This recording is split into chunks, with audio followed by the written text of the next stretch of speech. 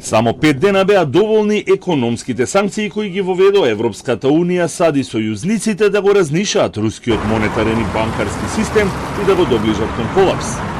Од денеска е познато и кои 7 руски банки се исклучени од SWIFT системот, а непозната меѓу нив е втората по големина ВТБ банка.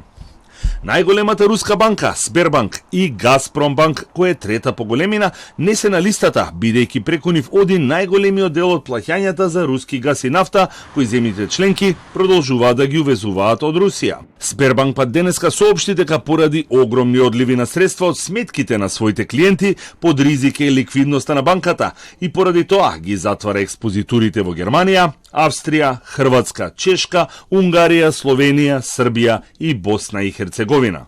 А проценките се дека во 2020 година капиталот само на европските експозитури на Сбербанк е 13 милиарди евра. Минатата година банката пријавила профит од 11,2 милиарди евра.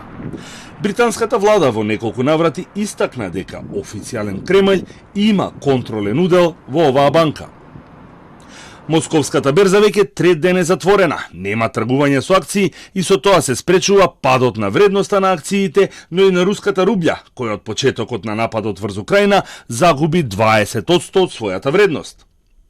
За да ја зачува стабилноста, Руската централна банка ги зголеми каматите на 20%, а граѓаните се обидуваат да извадат што е можно поголеми суми на рубљи и девизи во кеш. Се соочуваат со проблеми со бесконтактното плаќање, а повеќе банките не може да издаваат и нови кредитни картички. Ова се должи на санкциите кон банките кои се исклучени од SWIFT системот, иако се уште не се открива за кои точно станува збор. Како контрамерка на санкциите кон Русија, председателот Путин денеска со нов декрет. Руските државјани не може да напуштат Русија со повеќе од $10,000 во кеш.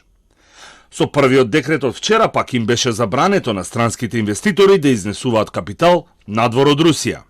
Воениот судир и економските санкции засега не предизвикаа сериозни шокови на цените на нафтата и природниот газ, а денеска цената на нафтата е покачена за 4% и се движи меѓу $104 и $108 за еден барел, додека цената на природниот газ бележи незабележителни промени.